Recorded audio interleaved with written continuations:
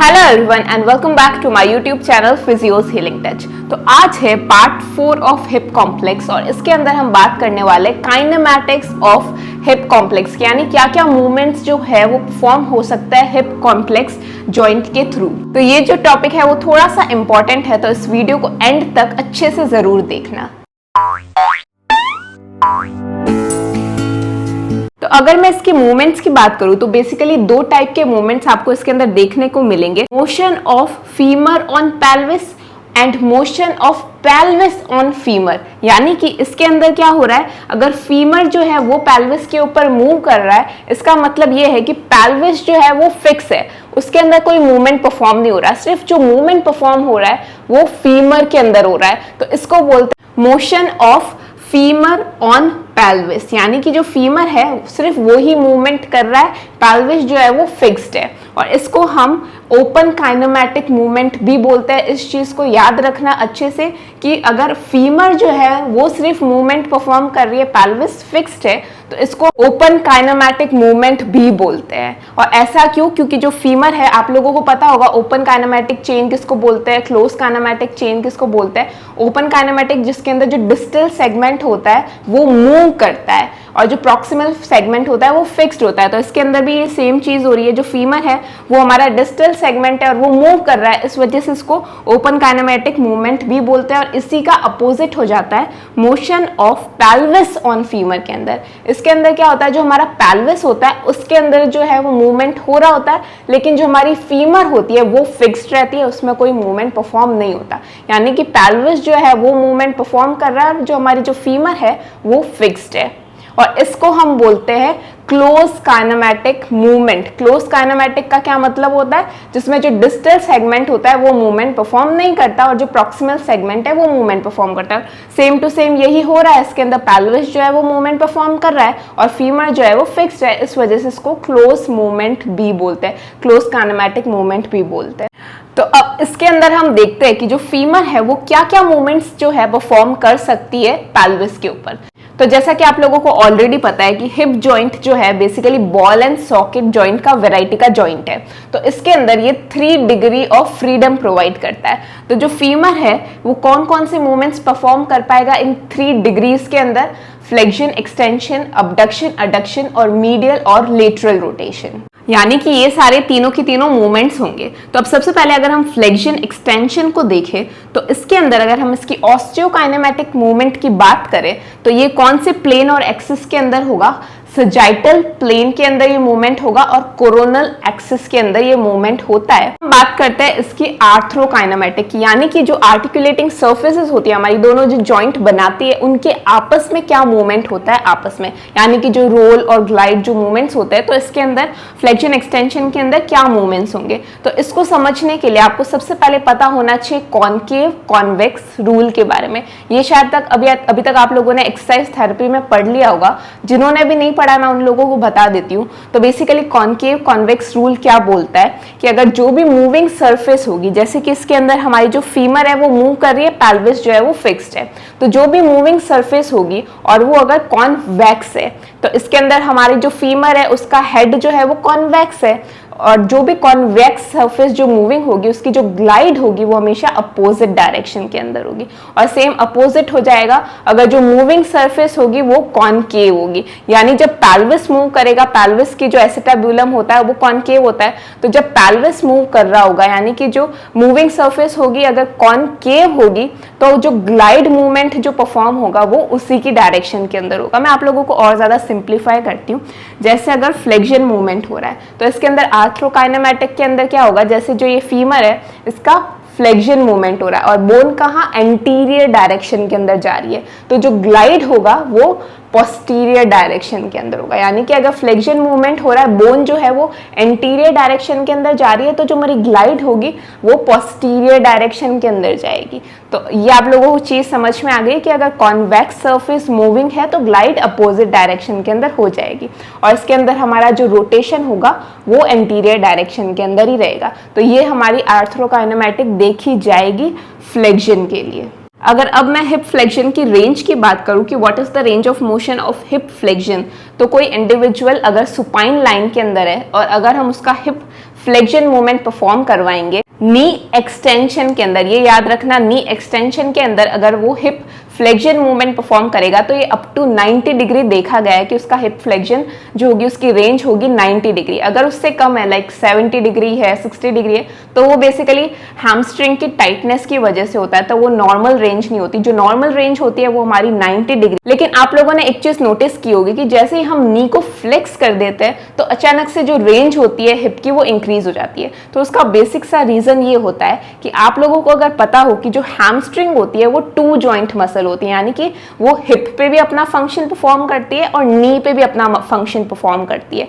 Hip पे क्या करती है, हिप का एक्सटेंशन करती है और नी का फ्लेक्शन करती है। लेकिन जब हम हिप फ्लेक्शन मूवमेंट परफॉर्म कर रहे हैं तो क्या हो रहा है, हिप का भी फ्लेक्शन हो रहा है और अगर नी एक्सटेंडेड पोजीशन के अंदर हिप का फ्लेक्शन मूवमेंट परफॉर्म करा रहे हैं तो उसकी वजह से क्या होता है कि जो हैमस्ट्रिंग होती है, एक तो हम हिप फ्लेक्शन कर रहे हैं तो वो ऑलरेडी हिप जॉइंट के ऊपर भी स्ट्रेच हो रही है और नी एक्सटेंडेड पोजीशन के अंदर कर रहे हैं तो ऑब्वियसली उधर भी नी जॉइंट के ऊपर भी वो बहुत ज्यादा स्ट्रेच हो रही है, इस वजह से वो मूवमेंट अलाउ नहीं करती। लेकिन जैसे ही अगर हमने नी को फ्लेक्स कर दिया तो अब क्या हो जाता है, जो हैमस्ट्रिंग वो एक्सेसिवली स्ट्रेच हो रही थी अब वो वापस से शॉर्टन हो जाती है और इस वजह से जो हिप होती है उसका रेंज इंक्रीज हो जाता है। तो इसको एक बार वीडियो को पॉज करके आप खुद अपने दिमाग में जो भी मैंने बोला है उसको इमेजिन करो ताकि आप लोगों को ये चीज अच्छे से क्लियर हो जाए। अब अगर हम हिप एक्सटेंशन की बात करें तो इसके अंदर एक्सिस और प्लेन तो सेम ही रहेगा, यानी कि सजाइटल प्लेन के अंदर मूवमेंट होगा, कोरोनल एक्सिस के अंदर इसका बेसिकली मूवमेंट होगा।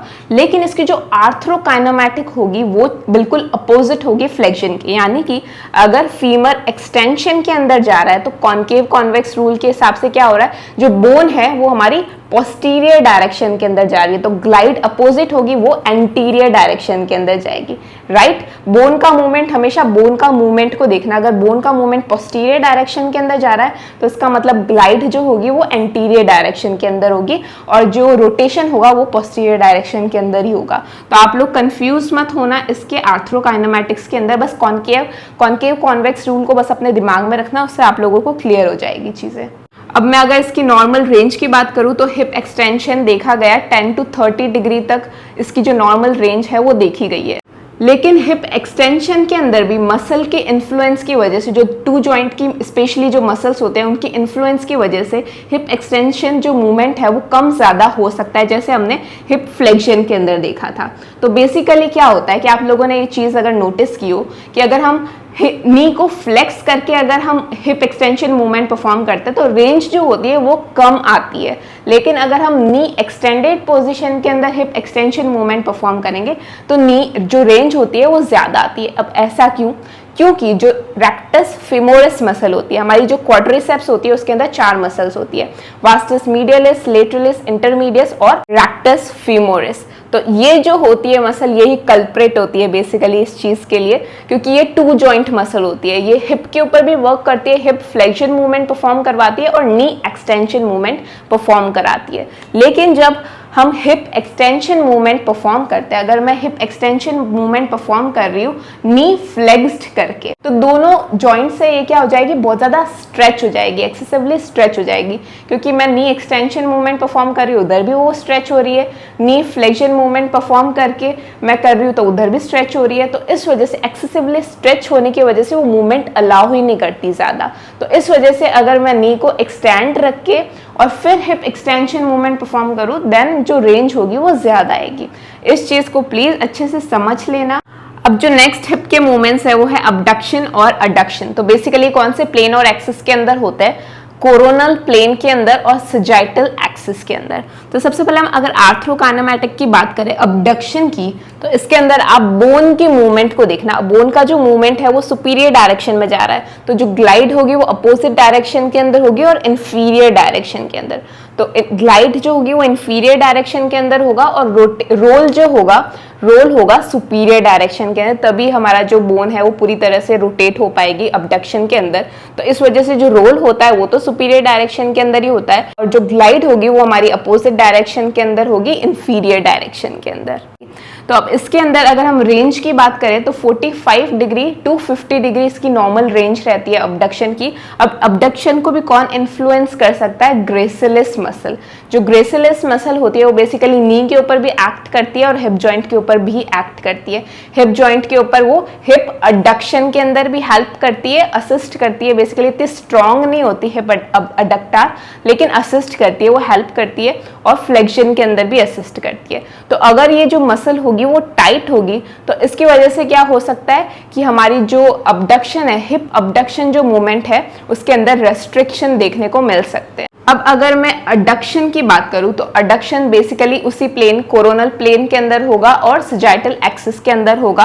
बट इसके अगर हम आर्थ्रोकाइनेमैटिक की बात करें तो ये बिल्कुल अपोजिट हो जाएगी। अडक्शन के अंदर क्या होगा, बोन का जो सेगमेंट है वो इंफीरियर डायरेक्शन के अंदर जा रहा है तो ग्लाइड सुपीरियर डायरेक्शन के अंदर होगी और रोल इंफीरियर डायरेक्शन के अंदर ही होगा।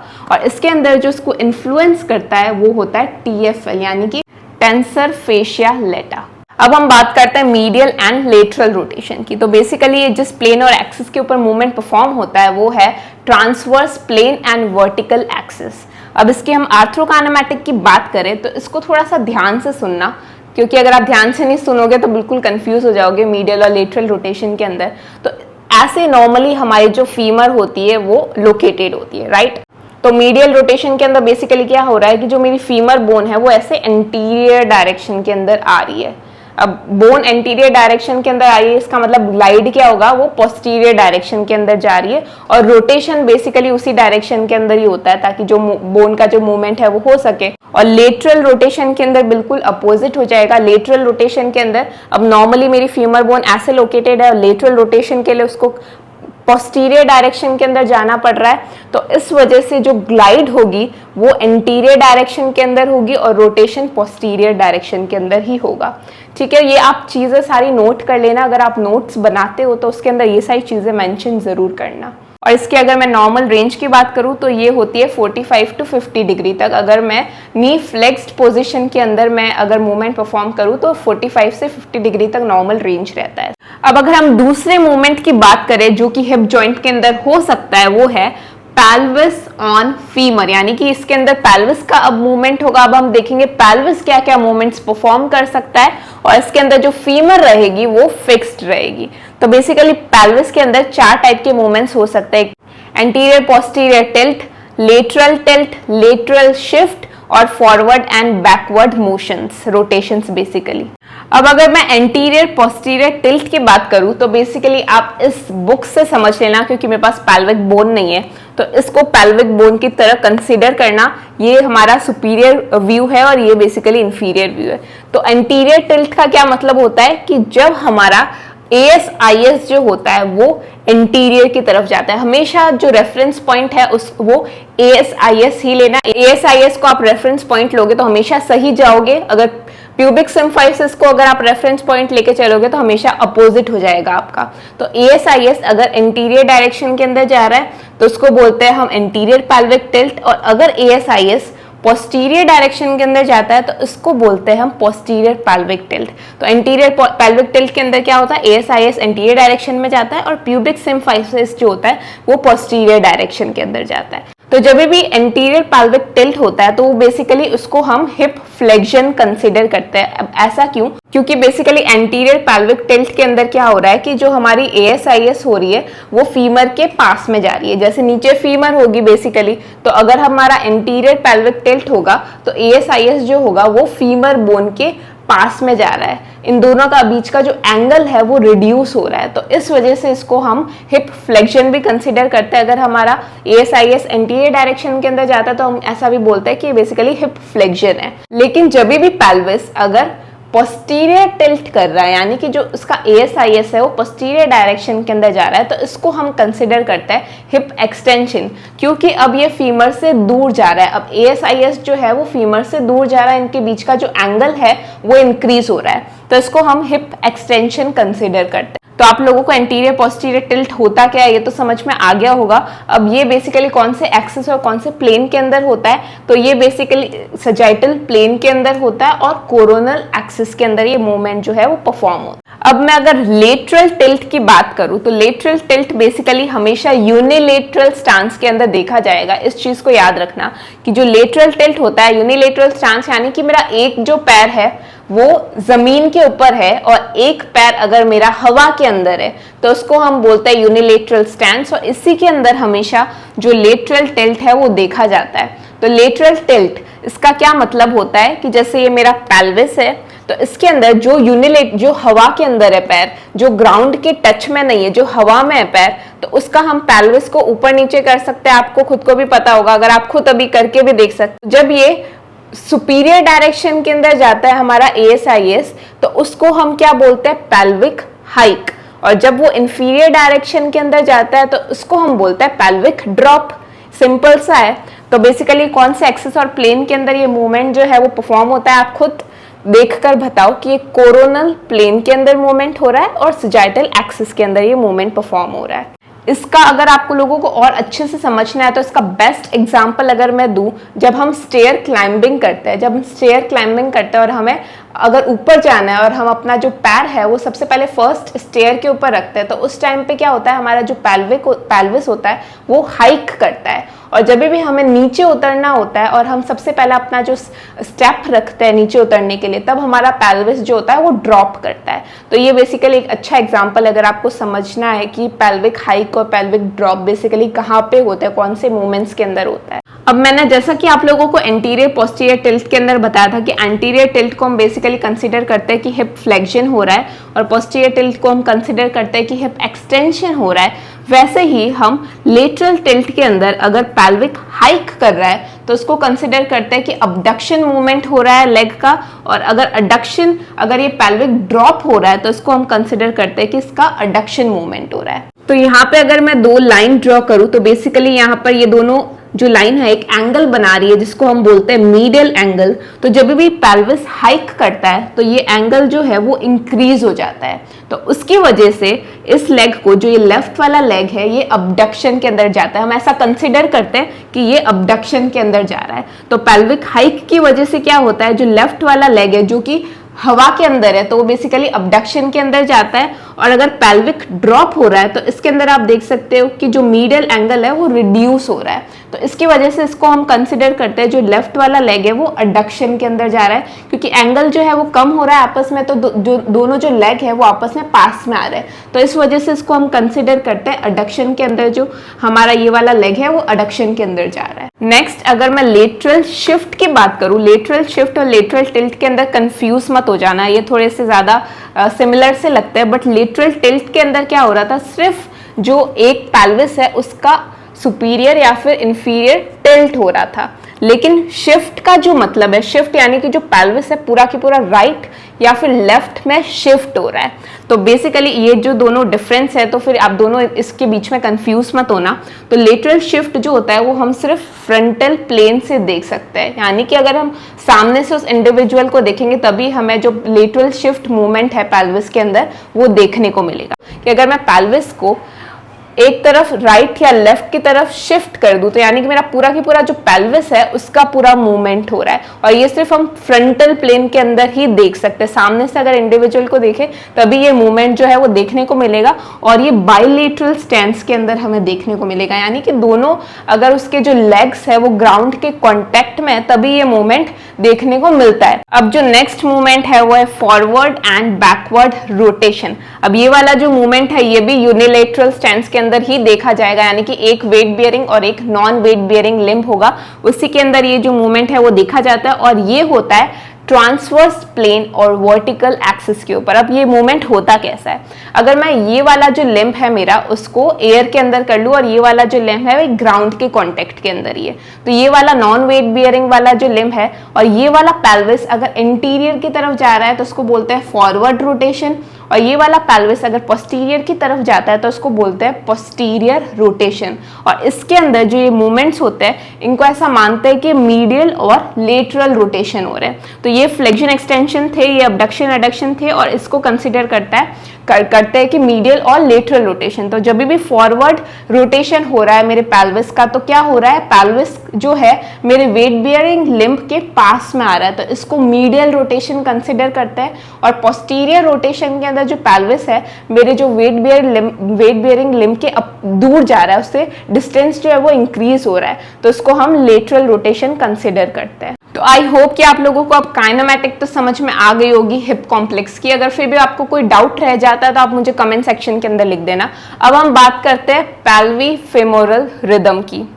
आप लोगों ने ऑलरेडी एक और रिदम पढ़ी होगी, स्कैपुलो ह्यूमरल रिदम। इसके बारे में मैं वैसे तो ऑलरेडी एक्सप्लेन कर चुकी हूँ। अगर आप लोगों को मेरी वीडियोस देखनी है वो सारी, तो प्लीज मेरे बायोमैकेनिक्स की प्लेलिस्ट के अंदर आप जरूर चले जाया करो। वहां पे सारी की सारी बायोमैकेनिक्स के जो भी मैंने लेक्चर्स अभी तक पढ़ाया वो आपको वहां पे सारे मिल जाएंगे। तो उसके अंदर हमने देखा था कि स्कैपुला, ह्यूमरस, हमारा स्टर्नोक्लेविकुलर जॉइंट, हमारा एक्रोमियोक्लेविकुलर जॉइंट सारे आपस में मिलके वर्क करते हैं, तब हमारा जो फुल रेंज है मूवमेंट का वो आ पाता है। तो सेम टू सेम ऐसा ही हमारा पैल्वी फीमोरल रिदम के अंदर होता है। हमारा पैल्विस बोन, हमारा फीमर और हमारी स्पाइन, ये तीनों की तो मिल के जो हमारा पूरा जो रेंज होता है वो लेके आने में हेल्प करती है। जैसे अगर मैं अपने हैंड से अपने टोस को टच करना चाहती हूँ और सिर्फ मेरे हिप जॉइंट के अंदर मूवमेंट हो रहा है, मेरी स्पाइन के अंदर मूवमेंट नहीं हो रहा, तो मैं सिर्फ 90 डिग्री तक ही जा सकती हूँ। लेकिन अगर मेरी स्पाइन भी फ्लेक्स कर रही है साथ में, तो जो मेरी रेंज होगी वो अल्टीमेटली इंक्रीज हो जाएगी।